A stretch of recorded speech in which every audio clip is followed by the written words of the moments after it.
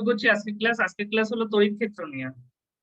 তো তড়িৎ ক্ষেত্র আসার আগে আমরা ফার্স্টে চ্যাপ্টার হলো স্থির তড়িতের ঘটনাবলীতে আমরা কি কি দেখেছি যে আমরা যে যদি চার্জ তৈরি হয়, মানে কোন একটা বস্তু বস্তুকে যদি আরেকটা বস্তুর সঙ্গে যদি ঘষা হয়, তাহলে পরে কোন একটা বস্তুর মধ্যে পজিটিভ চার্জ আসে, আরেকটা কোনো একটা মানে পজিটিভ চার্জে আহিত হয়, আরেকটা বস্তু নেগেটিভ চার্জে আহিত হয়। আর এই কারণে কি হয়, একটা বস্তু মানে পজিটিভ আর নেগেটিভ হলে পরে কি দুজনের মধ্যে আকর্ষণ হবে। আর যদি একই প্রকার আধান হয়, তাদের মধ্যে বিকর্ষণ দেখেছিলাম আমরা কিন্তু। আর এই যে আরেকটা যেটা দেখেছিলাম যে এরকম আহিত করা যায় কোন কোন ভাবে, কি কি ভাবে। একটা হলো ঘর্ষণ, আরেকটা আমরা দেখেছিলাম কি ঘর্ষণ পদ্ধতির মাধ্যমে আহিত করা যায়, আরেকটা পদ্ধতি আমরা দেখেছিলাম হলো ওটা কি উম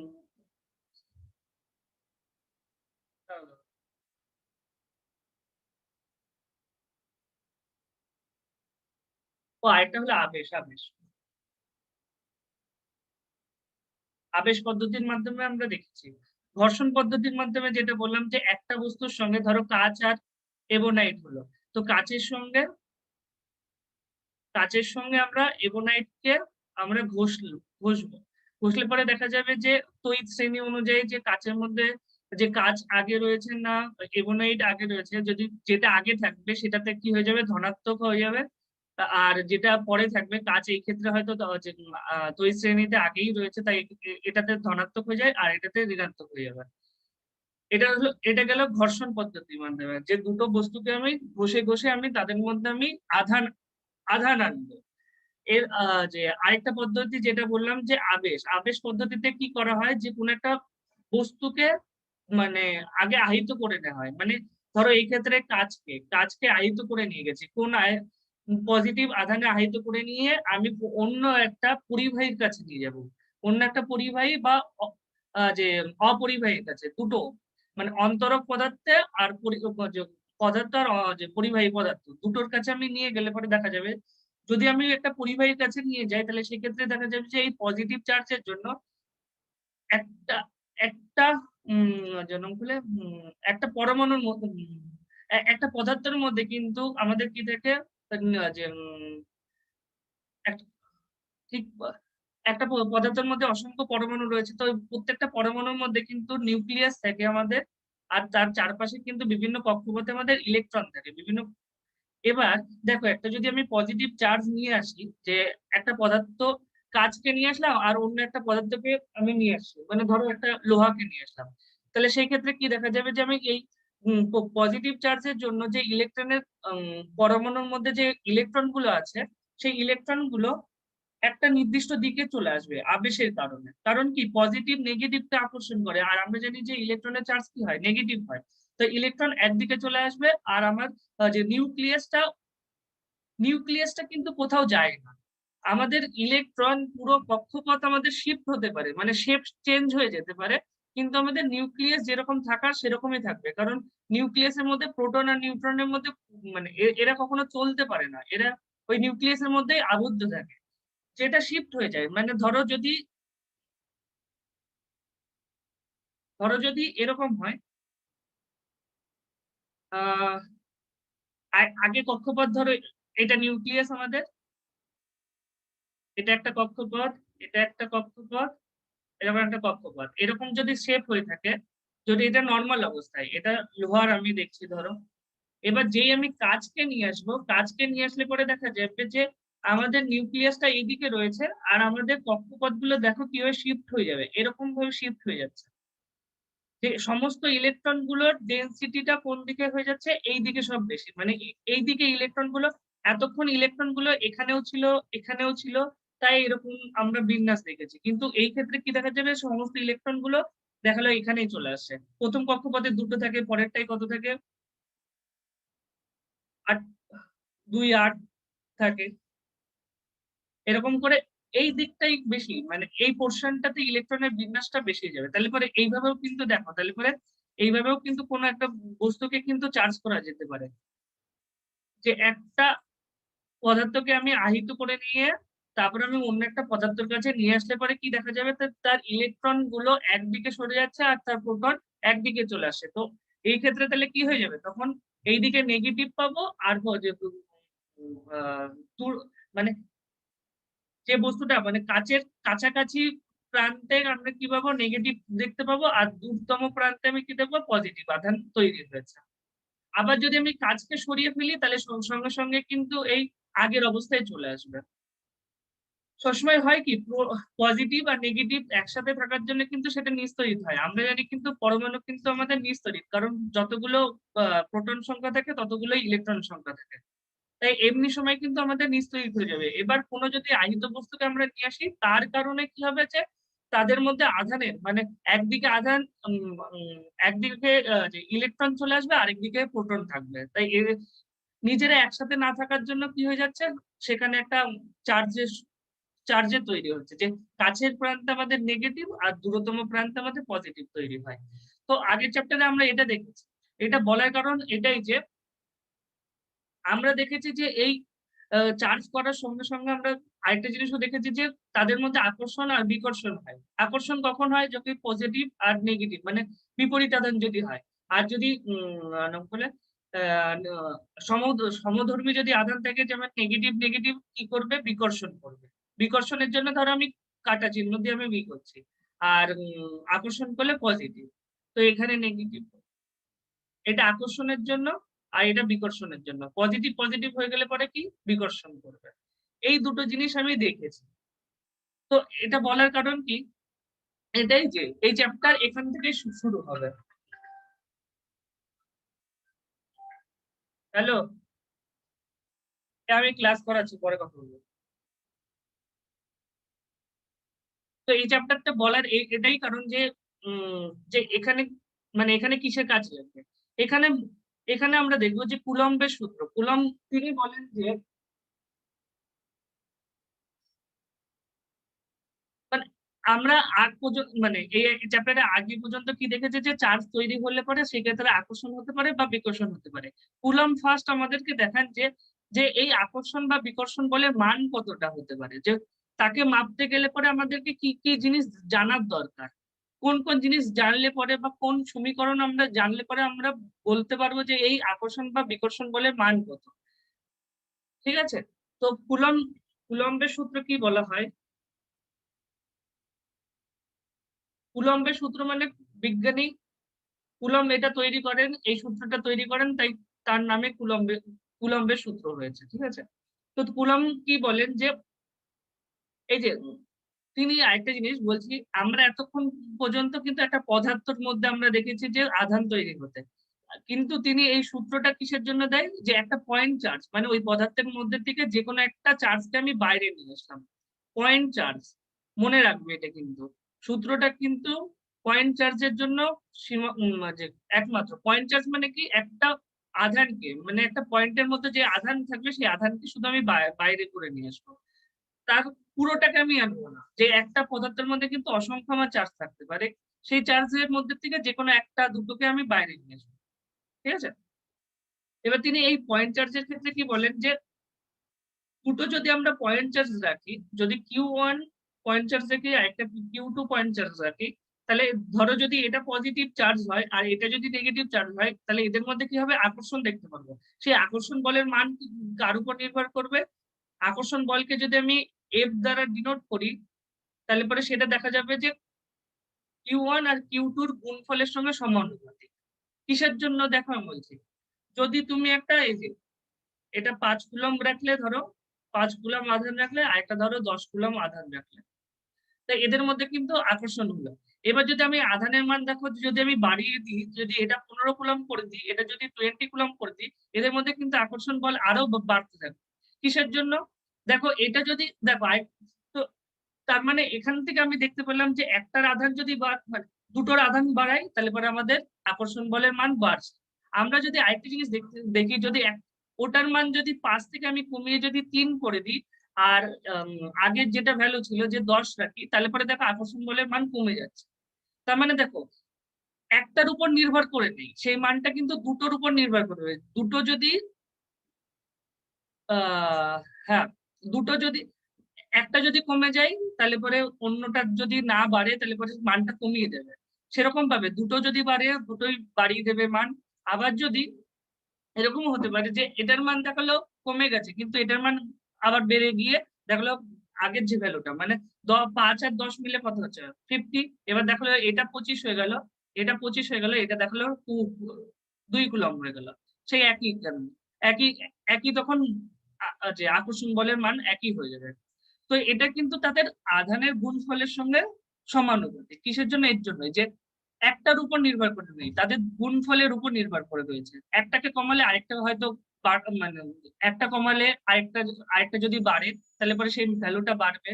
আবার যদি দেখা যায় যদি যে এতগুলো অপশন যেগুলো যেগুলো বললাম, এর জন্যই কিন্তু আমরা যে এফ এফ মানে আকর্ষণ বলটা কার কার সঙ্গে মানে এর সঙ্গে সমানুপাতিক যে এক দুটো আধানের চার্জের গুণফলের সঙ্গে সমানুপাতিক। আরেকটা আরেকটা এফ কার সঙ্গে সমানুপাতিক মানে ব্যস্তানুপাতিক হবে কিসের সঙ্গে?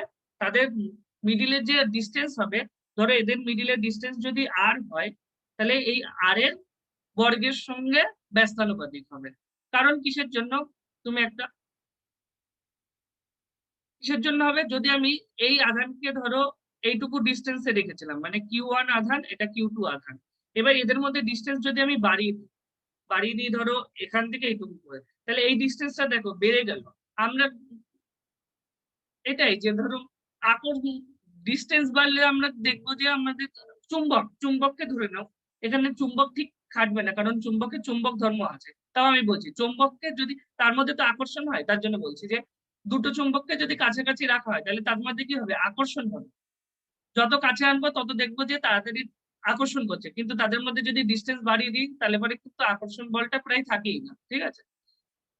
তো এটাই যে ডিস্টেন্স বাড়ানোর সঙ্গে সঙ্গে কিন্তু আমরা দেখতে পাই যে আমরা যে এই আকর্ষণ বলটা কমতে থাকে। তার জন্য কি হয় যে আমরা লিখি যে এফ এর সাথে আর এর ব্যস্তানুপাতিক যে দূরত্ব বাড়লে ফোর্সের মান কমবে আর দূরত্ব কম হলে পরে ফোর্সের মান বাড়বে। কিন্তু এটা স্কোয়ার করার কারণ কি?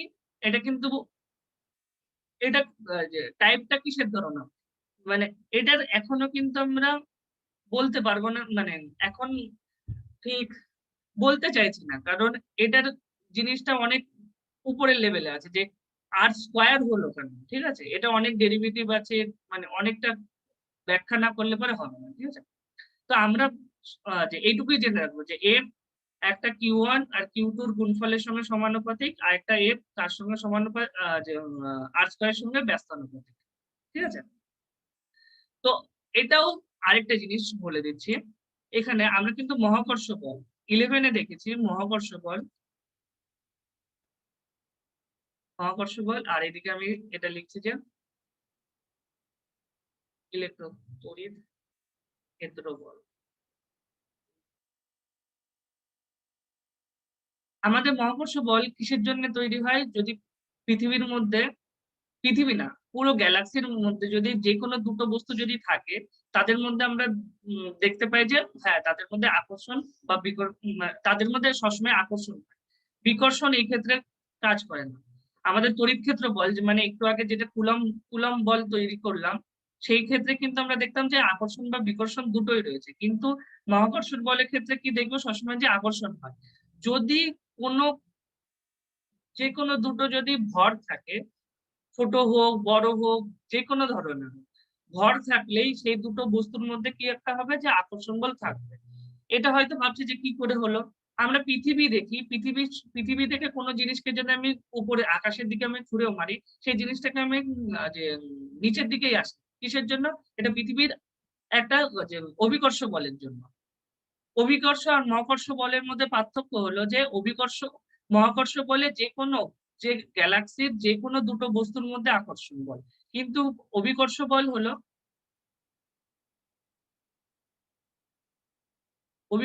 হলো পৃথিবী থাকবে, পৃথিবী মাস্ট, পৃথিবী থাকবে আর অন্য যে কোনো বস্তু মানে পৃথিবীর উপরে আমি ধরো যে কোনো আমি ধরো একবার একটা পেন ছুঁড়ে মারলাম বা একটা টাইম বল ছুঁড়ে মারলাম, সেই ক্ষেত্রে পৃথিবী রয়েছে আর ওই বলটা এর মধ্যে যে আকর্ষণ বল সেটা হলো অভিকর্ষ বল।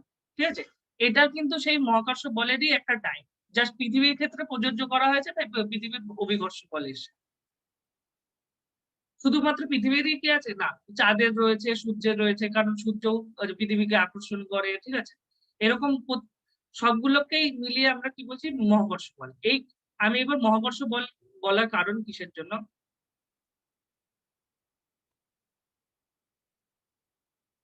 যদি 11-এ পড়ে থাকো তাহলে দেখবে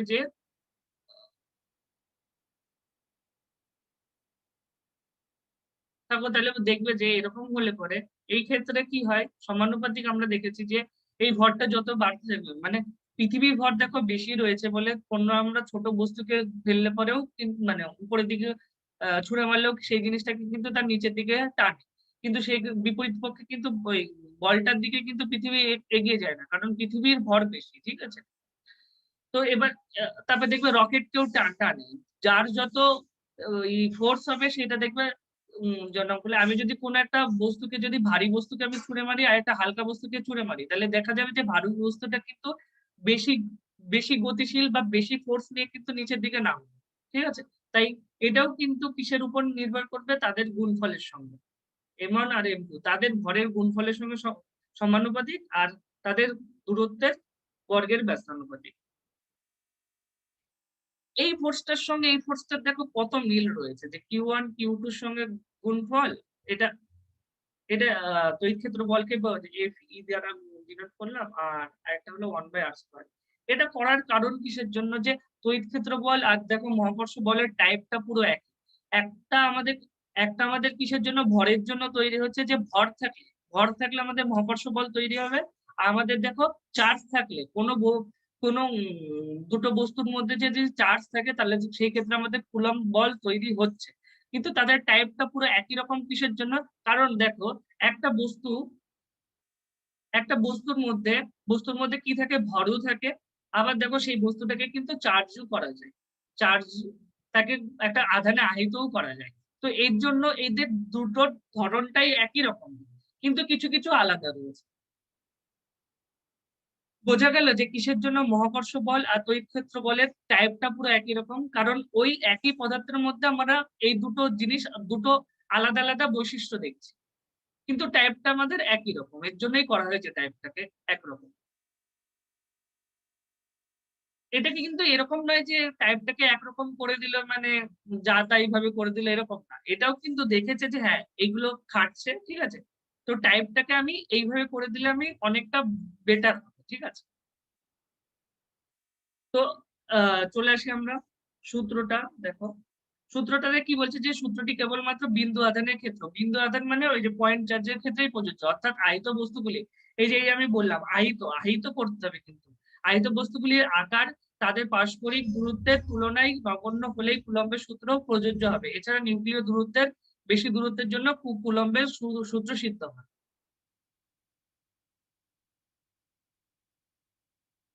এখানে কি বলেছে যে, তো কুলম্বের সূত্র তো সূত্রটি প্রয়োগের শর্ত। আচ্ছা, কুলম্বের সূত্র এটা বলেছে, দেখো দুটি বিন্দু আধানের মধ্যে আকর্ষণ বা বিকর্ষণ বল আধান দুটি গুণফলের সমানুপাতিক, আর এদের মধ্যে দূরত্বের বর্গের ব্যস্তানুপাতিক, যেটা আমি করে দিলাম। এই যে এ পর্যন্ত চলে আসলো, তাহলে আমরা এফ সমানুপাতিক কি পেয়েছি, Q1 Q2, আর আবার পেয়েছি এফ সমানুপাতিক আমরা পেয়েছি 1/r²। এটা কিন্তু কুলম্বের সূত্র পড়ছে, ঠিক আছে। তাহলে যৌগিক ভেদের থেকেও আমরা কি পাবো, যে একবারে লিখতে পারি Q1 Q2 /r²। এখান থেকে আসবে আমাদের একটা এই সমানুপাত যদি উঠায় তাহলে সমানুপাতিক একটা ধ্রুবক আসে। সেই ধ্রুবককে ধরো এখানে কে দিয়েছে, আমি সি দ্বারা দিয়ে দিলাম, সেটা কুলম্বের সমানুপাতিক, কুলম্ব সমানুপাতিক ধ্রুবক Q1 Q2 /r²। ঠিক আছে। আর এখানে দেখো আরেকটা জিনিস বলেছে, যে এটা হলো নিউক্লিয় দূরত্বের বেশির জন্য। এই যে প্রোটন আর নিউট্রন, মানে নিউক্লিয়াসের মধ্যে প্রোটন আর যে নিউট্রন থাকে তাদের মধ্যে যে আকর্ষণ বল, সেটা কিন্তু আমরা কি জানি, নিউক্লিয় বল, ঠিক আছে। এই দূরত্বের থেকে একটু বেশি হলে পরে তখন আমাদের কুলম্বের সূত্র খাটবে। যেমন প্রোটন আর যদি ইলেকট্রনের মধ্যে আকর্ষণ বল বলা হয়, তাহলে পরে সেটা কি ধরনের, সেটা কিন্তু যদি পরমাণুর মধ্যে ঢুকি তাহলে সেটা কিন্তু আমাদের একটা কুলম্ব বল। প্রোটন আর মানে হ্যাঁ, তো এই ডিস্টেন্সে বাইরে গেলে পরে কি, যে নিউক্লিয় নিউক্লিয় দূরত্বের কিন্তু বাইরে গেলে পরে আমরা সে কি পাবো, আমরা এই কুলম্ব বলটাকে আমরা পেয়ে যাবো। তাই এই যে সূত্রটা প্রয়োগের সত্ত্বেও বলেছে যে ওই ডিস্টেন্সে বেশি হতে হবে আর দুটো বিন্দু আদান হতে হবে, ঠিক আছে। আর বিন্দু আদান কখন পাবো, কোনো একটা বস্তুকে যদি আমরা আহিত করি সেখান থেকে আমরা একটা বিন্দু আদান পেয়ে যাই। তাই এই জিনিসগুলো বলা হয়েছে, ঠিক আছে। তো এবার আমরা চলে আসি যে এই সি, এখানে আমি একটু যে তড়িৎ ক্ষেত্র মানে ইলেকট্রিক ফিল্ডের জন্য আমরা দিচ্ছি, ঠিক আছে, যাতে এটা বোঝা যায়। আর আরেকটা এইদিকে দেখবো আমরা একটু আগে দেখো মহাকর্ষ বল বার করেছিলাম, মহাকর্ষ বল বার করেছি। মহাকর্ষ বলে আমরা কি দেখেছি, মহাকর্ষ বলে দেখেছি সেটা সমানুপাতিক দেখেছি আমরা m1 m2 divided by r²। সেই ক্ষেত্রে একটা সমানুপাতিক যদি তোলা হতো তাহলে একটা জি আসে m1 m2, যেটা এই জিটাকে কি বলা হয়, মহাকর্ষ ধ্রুবক বলা হয়। এই জি এর মান কিন্তু মাধ্যমের উপর নির্ভর করে না, মানে যে কোনো মাধ্যম ভিতরে তুমি যা কিছু নিয়ে আসো, ঠিক আছে, লোহা টোহা যা কিছু নিয়ে আসো, সেটা কিন্তু এই জি এর মান কিন্তু সবসময় সর্বজনীন ধ্রুবক বলা হতো, যে এর মান যা রয়েছে সেটাই থাকবে, এর মান কখনো চেঞ্জ হবে না। কিন্তু আমাদের এই যে কুলম্ব যে কনস্ট্যান্টটা, যে কুলম্বের যে ধ্রুবকটা রয়েছে সেটা কিন্তু চেঞ্জ হয়ে যায়। সেটা মাধ্যম যদি চেঞ্জ হয়ে যায় তাহলে পরে এর মানটা কিন্তু চেঞ্জ হয়ে যায়। তাই এই ধ্রুবক আর এই ধ্রুবকের মধ্যে পার্থক্য রয়েছে। এটা ধ্রুবক ধ্রুবক কিন্তু তাও ভাবো যে হয়তো ভাবছে যে সবাই যে এই ধ্রুবকের মান চেঞ্জ হয়ে যাচ্ছে, তাও আমি ধ্রুবক কি করে বলছি। ধ্রুবক দুই ধরনের, এক যার মান কখনো চেঞ্জ হবে না, আর এরকম এই ধ্রুবকটা এরকম হলো যে নির্দিষ্ট পদার্থের ক্ষেত্রে এর মান নির্দিষ্ট, যদি পদার্থ তুমি চেঞ্জ করে দাও তাহলে পরে তার ক্ষেত্রে চেঞ্জ হয়ে যাবে। কিন্তু মহাকর্ষ বলের ক্ষেত্রে কি এই জি এর মান সবসময় সেম, জি এর মান চেঞ্জ হবে না, ঠিক আছে। তো এটাই হলো ডিফারেন্স, হিউজ একটা ডিফারেন্স যে মহাকর্ষ বল আর এর মধ্যে। মহাকর্ষ বল কি আকর্ষণ বল, কিন্তু আমাদের কুলাম্ব বল কি আমাদের যে আকর্ষণ আর বিকর্ষণ বল দুটোই। তাছাড়া এর আর কিছু পার্থক্য রয়েছে, আমরা একটু পরে বলবো, ঠিক আছে। তো এই দেখো এটাকে বলছে যে সমানুপাতিক, এটাকে বলছে একটি সমানুপাতিক ধ্রুবক, এর মান প্রকৃতির মাধ্যমের এই যে মাধ্যমের প্রকৃতির উপর ও যে ব্যবহৃত একক পদ্ধতির উপর নির্ভর করে। ব্যবহৃত একক পদ্ধতি মানে সিজিএস করছি না বা এসআই সিস্টেম, কোন সিস্টেমে আমি বার করবো সেই সিস্টেমের ক্ষেত্রে বিভিন্ন বিভিন্ন চেঞ্জ হয়ে যাবে, ঠিক আছে। এই পর্যন্ত। এবার আমি আরেকটা জিনিস করছি, সেটা হলো দেখবে এক যে তাহলে এফ সমান সমান আসলে আমাদের কি কে কে লিখে দিলাম বইয়ে যেহেতু কে রয়েছে, Q1 Q2 divided by r²। এবার এই কে এর আগে আমরা আমরা একটু আরেকটা জিনিস জেনে নেই যে তড়িৎ ভেদ্যতা কি জিনিস। তড়িৎ ভেদ্যতা, তড়িৎ ভেদ্যতা permittivity, permittivity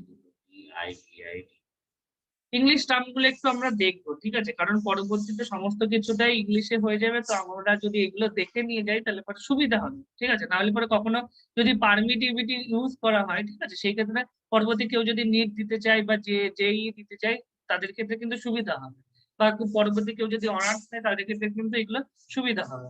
তাই আমরা ইংলিশ টার্ম গুলো আমরা জানবো। তড়িৎ ভেদ্যতা কি জিনিস, দেখো যে এই যে কে এর মানটা হবে বা আমি যে সি দ্বারা প্রকাশ করছি তার মানটা কিসের কিসের উপর নির্ভর করবে।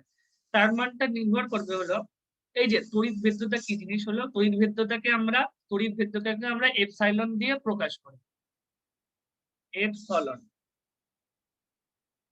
এটার উচ্চারণ কি এপসলন, ঠিক আছে।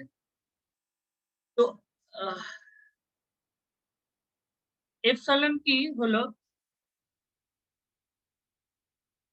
যে এই যে দুটো চার্জ রয়েছে, দুটো চার্জ যদি কোনো একটা মাধ্যমের মধ্যে থাকে, ধরো সেটা বায়ু মাধ্যম হোক বা অন্য একটা পদার্থের মধ্যে হোক, ঠিক আছে, বা মিডিলে তুমি কাঠ রেখে দিলে বা অন্য কিছু একটা রেখে দিলে, সেই ক্ষেত্রে দেখা যাবে যে এই কাঠ রাখার জন্য কি হবে, এই আকর্ষণ বা বিকর্ষণ বলের মান কিন্তু আলাদা হতে পারে। যদি দুটো চুম্বককে এই যে আবার চুম্বক বলছি কিন্তু জাস্ট বোঝার জন্য, ঠিক আছে। চুম্বককে তুমি যদি এমনি সরাসরি দুটোকে কাছাকাছি রাখো, তাদের মধ্যে দেখবে আকর্ষণ বল রয়েছে। তার মিডিলে যদি অন্য একটা বস্তু নিয়ে এসো, তাহলে পরে সেই ক্ষেত্রে দেখা যাবে যে না, তাদের আকর্ষণ বলটা ততটা যে হবে না। কিসের জন্য? কারণ এই মাধ্যমটা এসে নিয়ে ওর আকর্ষণ বলটাকে বিক্রিয়ে দিচ্ছে। তো সেটাই হলো আমাদের তড়িৎভেদ্যতা, যে দুটো পয়েন্টের মধ্যে যে যতটা আমাদের ফোর্স আসার কথা, মানে পাওয়ার কথা, তো এই মাধ্যম থাকার জন্য আমরা কি কিছুটা ফোর্স আমরা কম পাই।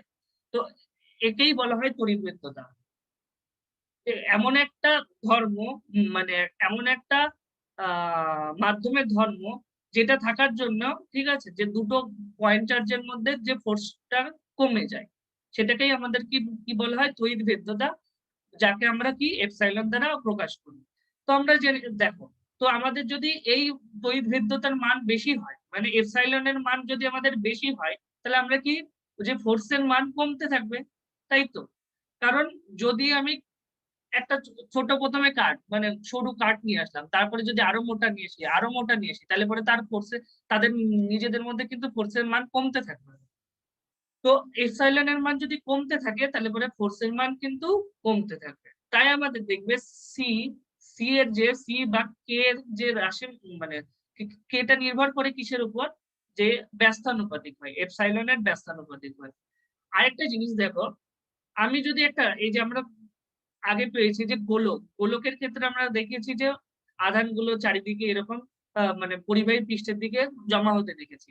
তো সেই ক্ষেত্রে গোলকের ক্ষেত্রে, গোলক বা এই ধরনের ক্ষেত্রে কি দেখা যায় যে এর জন্য একটা পরবর্তীতে আসবে যে ইলেকট্রিক ফিল্ড বা তড়িৎ ক্ষেত্র। মানে কি, এই এই যে কোন কোন এই পয়েন্ট আর এই পয়েন্টের মধ্যে দেখো কিচ্ছু নেই, কোনো গ্যাপ, পুরো গ্যাপ দেখতে পাচ্ছি, তাও কোনো জিনিস কাউকে কিভাবে আকর্ষণ করতে পারে ভাবো তো। আমার আর তোমার মধ্যে কোনো ডিস্টেন্স রয়েছে, আমি তোমাকে হাত দিয়ে টানছি না, কিন্তু তাও তুমি আমার কাছে চলে আসো। এটা আবার কি জিনিস, ঠিক আছে? যে এটা আবার কি কিরকম ধরনের আকর্ষণ বল? তো এটাকে বোঝানোর জন্য বলা হয় যে এর মধ্যে থেকে অসংখ্য সরু সরু সুতোর মতো যে জাল তৈরি হয়, এরকম ক্ষেত্র তৈরি হয় বিভিন্ন বিভিন্ন, যার মাধ্যমে আমি বলতে পারি যে এই এই সূত্রটা ধরো একে ধরে টান করলো, ঠিক আছে। এটা হলো কাল্পনিক, কিন্তু জাস্ট একটা, ঠিক আছে, যে আমি এটাকে বোঝাচ্ছি কিভাবে। তো দেখবে একটা তড়িৎ ক্ষেত্রেরও অস্তিত্ব পাবে। দেখবে যে একটা চুম্বক যদি নিয়ে আসো না, তাহলে পরে তার দেখবে যে তার চৌম্বক ক্ষেত্র একটা নির্দিষ্ট সীমা পর্যন্তই রয়েছে। যে যদি এরকম চুম্বক ক্ষেত্র হয়, যদি এইটুকু চুম্বক ক্ষেত্র হয়, তাহলে পরে তার চারপাশে দেখবে এইটুকু এরিয়া পর্যন্ত আমি দেখছি যে হ্যাঁ সে আকর্ষণ করতে পারছে, হালকা হলেও আমি দেখতে পাচ্ছি, কিন্তু তারপরে দেখছি আর পাচ্ছি না। তো ওটা কিন্তু একটা ক্ষেত্র। তো এই ক্ষেত্রের জন্য কোনো বস্তুকে কিন্তু নিজের দিকে টানে। তো তো গোলক যদি হয়, মানে এই ধরনের ক্ষেত্রে কি দেখা যাবে যে চারদিকেই আমাদের এই ক্ষেত্রটা তৈরি হচ্ছে। কিন্তু আমি চাইছি কি, দেখো আমি কুলম্বের সূত্রে কি বার করেছি, যে দুটো পয়েন্টের ক্ষেত্রে, ঠিক আছে, এদের মধ্যে আকর্ষণ বল, তাহলে তাহলে এই দিক বরাবর আকর্ষণ বল চাইছি, আমি একটা নির্দিষ্ট ডিরেকশন বরাবর আকর্ষণ বল চাইছি। তাহলে দেখো এতগুলো তড়িৎ ক্ষেত্রের মধ্যে ধরো এই যে এই ডিরেকশন বরাবরই আমি শুধু চাইছি, তাহলে এই বাদ বাকি তো ওয়েস্ট হয়ে গেল না। তার জন্য কি হয়ে যাবে, মানে যতটা আমার তড়িৎ ক্ষেত্র ছিল ততটা তো আর থাকলো না। তাহলে সেই ক্ষেত্রে কি আমার সিটা আমার কি হয়ে যাবে, দেখো সিটা একটা, সি বা কেটা আমাদের এপসাইলনের সঙ্গে যে ব্যস্তানুপাতিক। আরেকটা আমাদের দেখো 1/4 পাই এর সঙ্গেও ইয়ে হবে। 4 পাই কিসের জন্য? এতটা অ্যাঙ্গেল, 4 পাই হলো পুরো অ্যাঙ্গেল, ঠিক আছে। গোলক 3D কোনো জিনিসের পুরো পুরো অ্যাঙ্গেলটা কি, ভেতরে পুরো অ্যাঙ্গেলটা মান কত হয়? 4 পাই হয়। তাই আমরা 4 পাই দিয়ে ডিভাইডেড করি, ঠিক আছে। যে কে বা সি, যে সমানুপাতিক, কুলম্বের যে সমানুপাতিক ধ্রুবক, সেটা কার কার উপর নির্ভর করে? মাধ্যমের তড়িৎভেদ্যতা, তার সঙ্গে কিভাবে নির্ভর করে? ব্যস্তানুপাতিক হয়। আর একটা হলো 4 পাই এর সঙ্গেও ব্যস্তানুপাতিক হয়। এবার চলে আসি, এটা এত কিছু বলার কারণই, এবার এবার বুঝতে পারবো যে এত কিছু কেন বলছি আমি। আমি এই পর্যন্ত পড়িয়েই, ঠিক আছে, এই ক্লাসটা আপাতত বন্ধ রাখবো, ঠিক আছে, এই পেজটা পর্যন্ত। তো এবার চলে আসি যে সিজিএস পদ্ধতিতে। সিজিএস পদ্ধতিতে কি হয়, যে এই যে বায়ুর ক্ষেত্রে, বায়ু বায়ু বা শূন্য মাধ্যমের ক্ষেত্রে, শূন্য মাধ্যম, আমরা জানি যে কেটাকে আমরা তার মানে কিভাবে করলাম, 1/4 পাই, আর একটা দেখো এপসাইলন, দেখো দুটোকে এইভাবে লিখেছিলাম, কে সমানুপাতিক 1 এপসাইলন আর কে হলো 1/4 পাই। তাহলে পরে কেটাকে আবার কি লিখতে পারি যে 1/4 পাই এপসাইলন। ঠিক আছে, তো বায়ু বা শূন্য মাধ্যমের ক্ষেত্রে যদি আমাদের মাধ্যমটাই যদি দুটো পয়েন্ট চার্জ রয়েছে তাদের মধ্যে যদি মাধ্যমটা বায়ু হয়, মানে আমরা এই বায়ুর মধ্যে, ঠিক আছে, আর কিছু নেই, বায়ুর মধ্যে আমরা দুটো পয়েন্ট চার্জকে নিয়ে আসলাম, বা এক মাধ্যম শূন্য মানে কি, তার মধ্যে কিচ্ছু নেই, ঠিক আছে, কোনো কিচ্ছু নেই। তো এই দুটোর ক্ষেত্রে কি সিজিএস পদ্ধতিতে দেখা যায় যে এই যে তার মানে এখান থেকে দেখো আরেকটা জিনিস পাওয়া যাচ্ছে, এফ সমান এফ, তার মানে আমাদের এফ সমান সমান কি ছিল আমাদের, K Q1 Q2 divided by R square. এই কে এর ভ্যালু যদি আমরা বসাই তাহলে পরে আমাদের পাবো কি, এফ ইকুয়াল টু হলো 1 divided by 4 pi epsilon Q1 Q2 divided by R square. তো বায়ু বা শূন্য মাধ্যমের ক্ষেত্রে কি দেখা যায় যে সেই ক্ষেত্রে এই এপসাইলন এর মান কত হয়ে যায়, আমাদের 1 হয়ে যায়, ঠিক আছে, না, আমাদের এই পুরো কনস্ট্যান্টের মানটাই 1 হয়ে যায়, যে কে এর মানটাই পুরোটাই আমাদের 1 হয়ে যায়। তাই সেই ক্ষেত্রে আমরা কি পাই যে এফ সমানুপাতিক পাই, এফ সমান সমান আমরা কি পাই যে Q1 Q2 divided by R square, এটাই দেখো করে দেওয়া হয়েছে।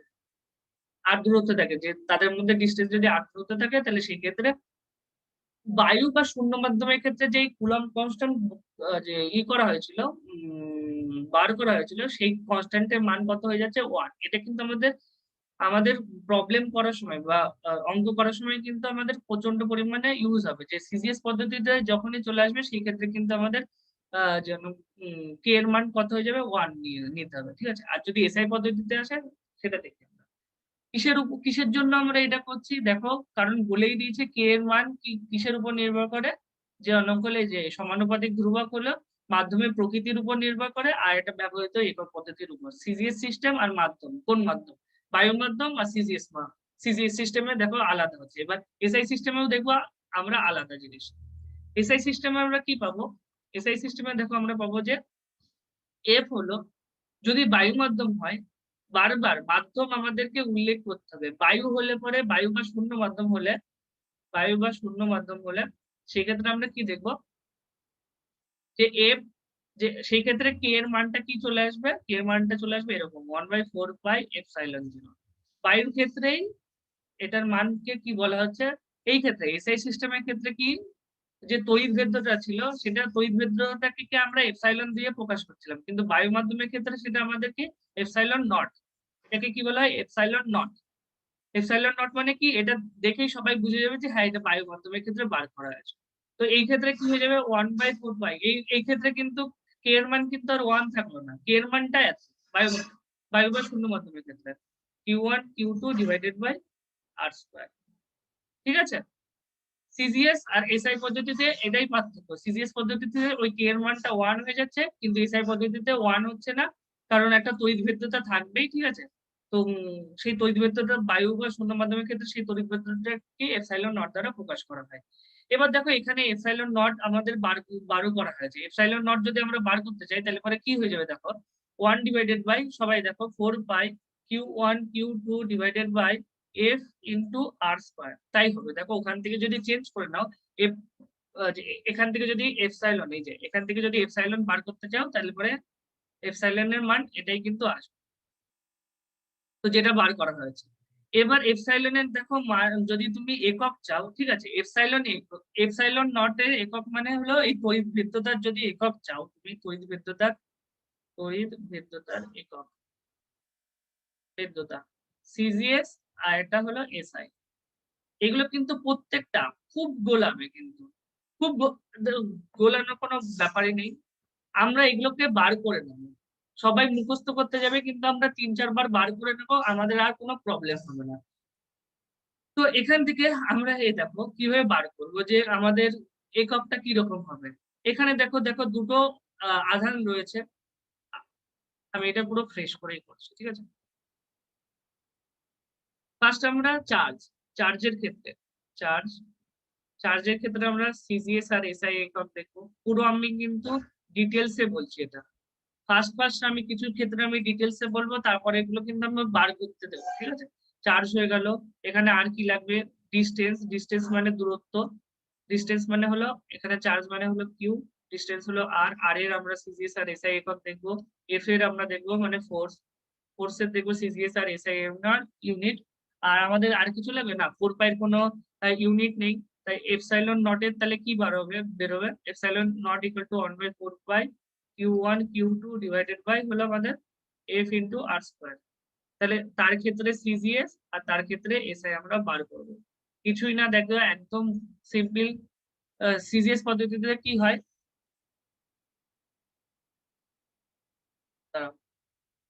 আপাতত আমরা এসআই পদ্ধতিতেই দেখি, ঠিক আছে, পরে আমরা সিজিএস দেখছি।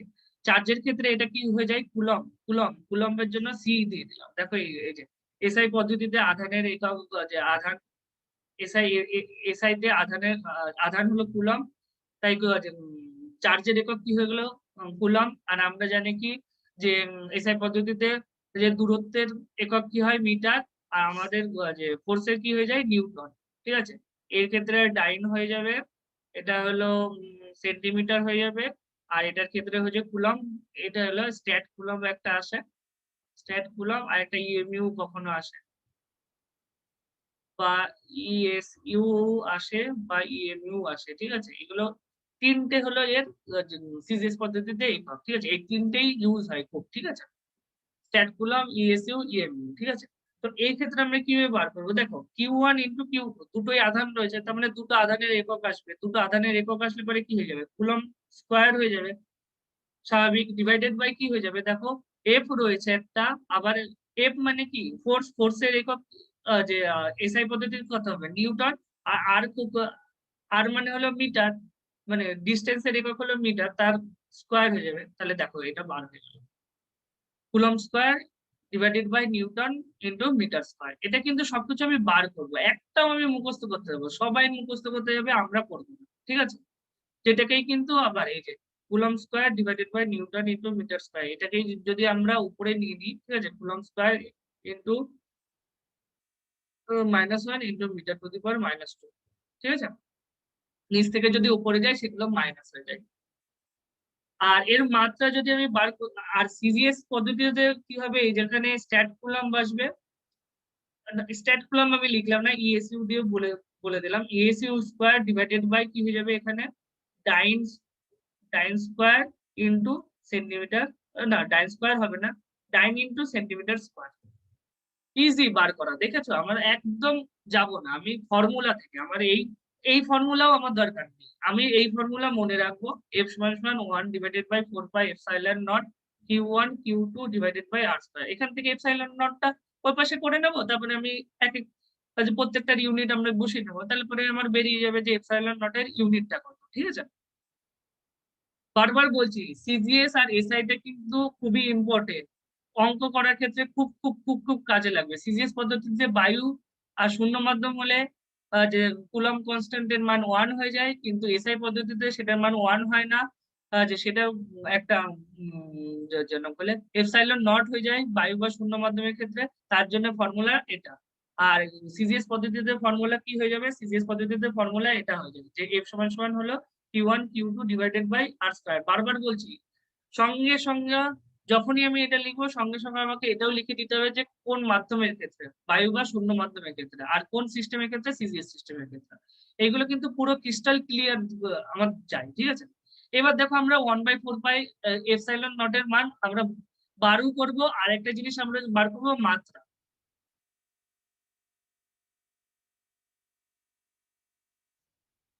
মাত্রা ইংলিশের যে ইয়ে হলো ডাইমেনশন। কেউ ঘুমোচ্ছে না তো, সবাই একটু বলে দিক কে কে ঘুমোচ্ছে আর কে কে ঘুমোচ্ছে না।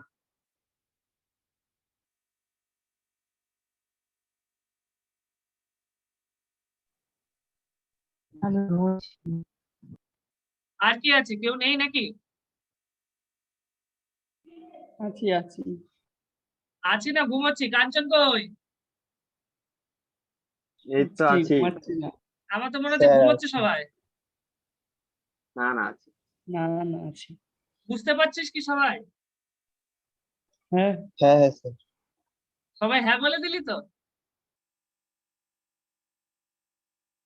শিওর? আমি যদি এখন কোশ্চেন ধরি তাহলে পারবি তো?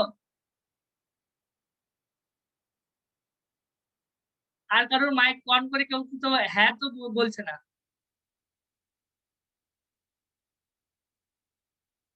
যাই হোক,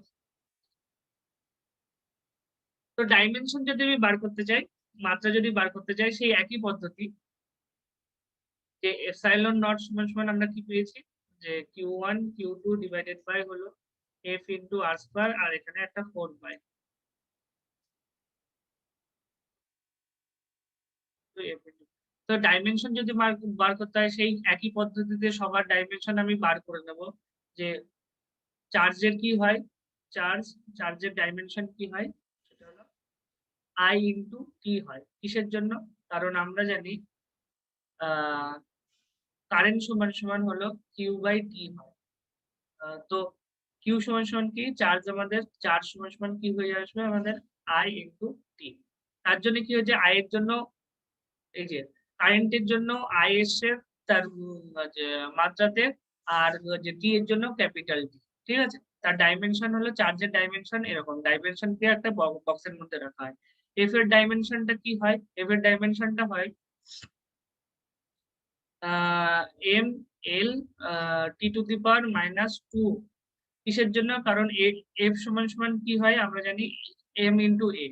এম ইন্টু এ মানে হলো কি হয়ে যাচ্ছে সেটা, ক্যাপিটাল এম চলে আসবে।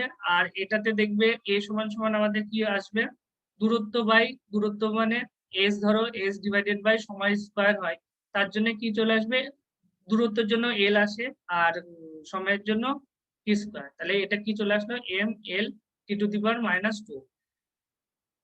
আর আর আর আরেকটা জিনিস হলো আর, আর এর ডাইমেনশনটা কি হয়ে যাবে, এটা এফ এর ডাইমেনশন।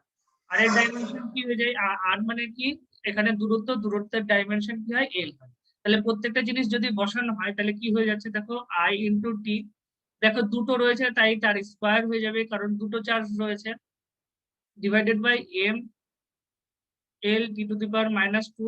এটা আমাদের কিসের, ফোর্সের, আর আমাদের তার সঙ্গে এল যদি হয়, এল, হ্যাঁ দূরত্ব স্কোয়ার রয়েছে তাই এল স্কোয়ার হয়ে যাবে। তাই এটা যদি বসাই তাহলে পরে আমরা কি পাচ্ছি, M to the power -1, L to the power -3, T to the power 4, আর হলো এল, আর এটা হলো আই স্কোয়ার। আই স্কোয়ার কি হচ্ছে, দেখো আই স্কোয়ার হয়ে যাচ্ছে, টি স্কোয়ার চলে আসে, এই টিটা উপরে চলে গেলে পরে কিন্তু প্লাস হয়ে যাবে, তাই টি টু দি পাওয়ার 4, আর এলটা মিলে -3 হয়ে যাচ্ছে, আর এম মাইনাস হয়ে গেল।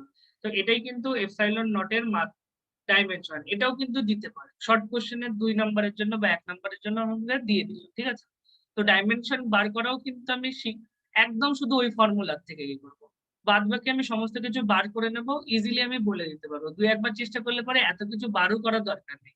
ডাইরেক্ট এফ এর আমরা ডাইমেনশন জানি, M L T to the power -2, আর আই এরটাও আইটি। ঠিক আছে, এগুলো ডাইরেক্ট বসাবো, আমরা পেয়ে যাবো। ঠিক আছে, তো আর আরেকটা জিনিস, এই যে যে এপসাইলন নটের ভ্যালু কত হয়, এপসাইলন নটের ভ্যালুটাকে আমাদেরকে মুখস্থ রাখতে হবে।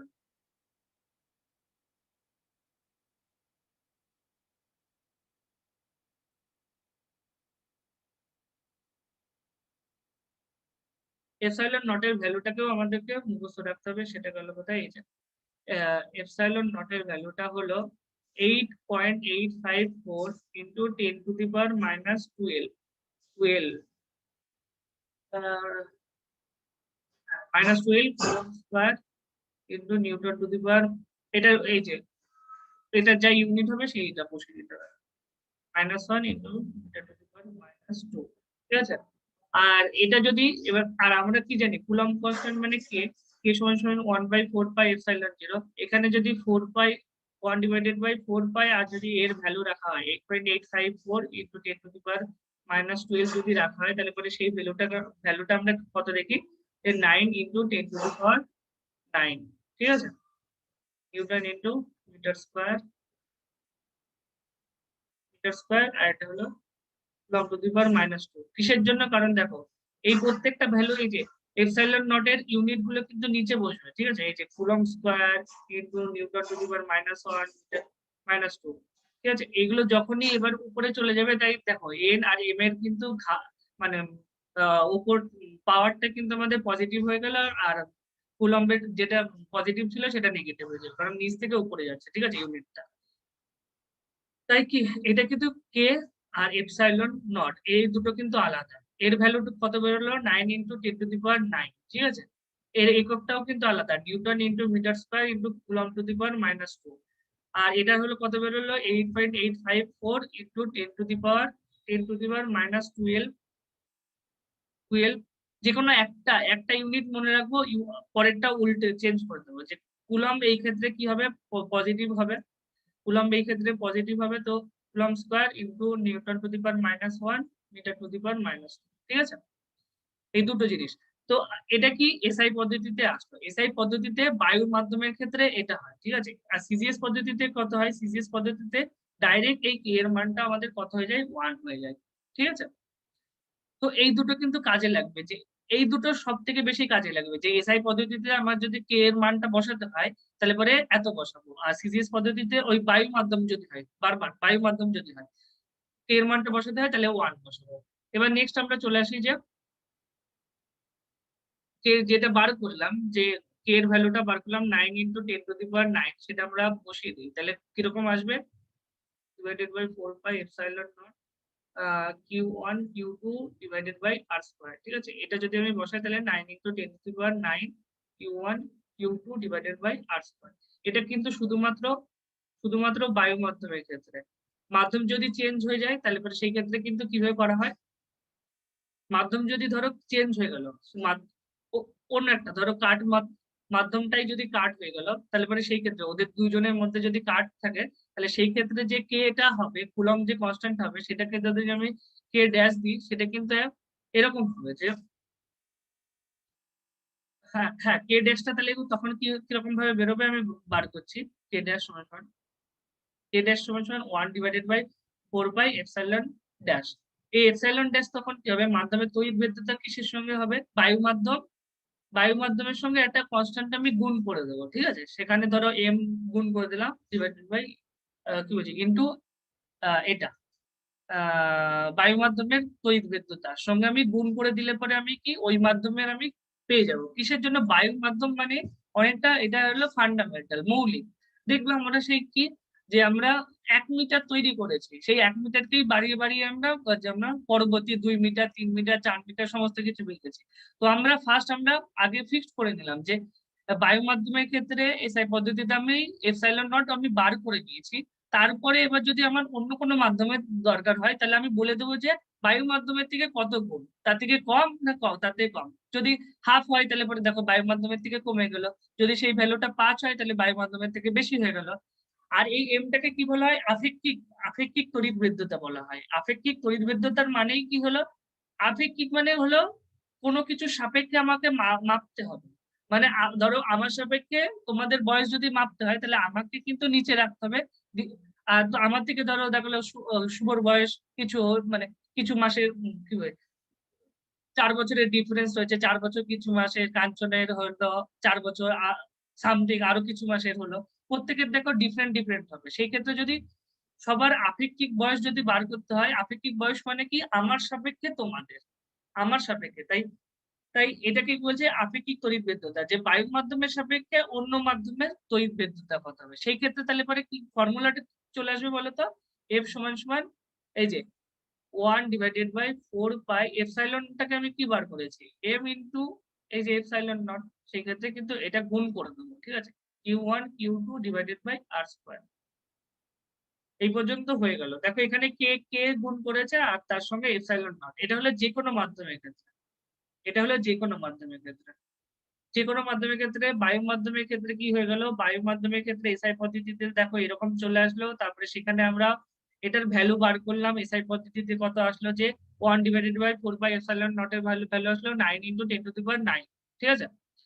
আর এপসাইলন নটেরও একটা ভ্যালু বার করা হলো। আর সিজিএস পদ্ধতিতে সেই এফ এর সিজিএস পদ্ধতিতে এফ এর সমীকরণটা কি, এটা এসআই পদ্ধতিতে এটা, আর এটা হলো যে কোনো মাধ্যম, যে কোনো যদি হয় তাহলে পরে সেই ক্ষেত্রে এফ সমান সমান হয়ে যাবে 1 ডিভাইডেড বাই 4π দিয়ে সামথিং কিছুর সঙ্গে গুণ, মানে এই বায়ু মাধ্যমে তড়িৎ ভেদ্যতার সঙ্গে সামথিং কিছু দিয়ে গুণ করা হবে, ঠিক আছে।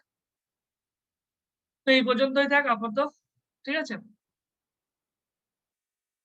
কে কে উপস্থিত আছে?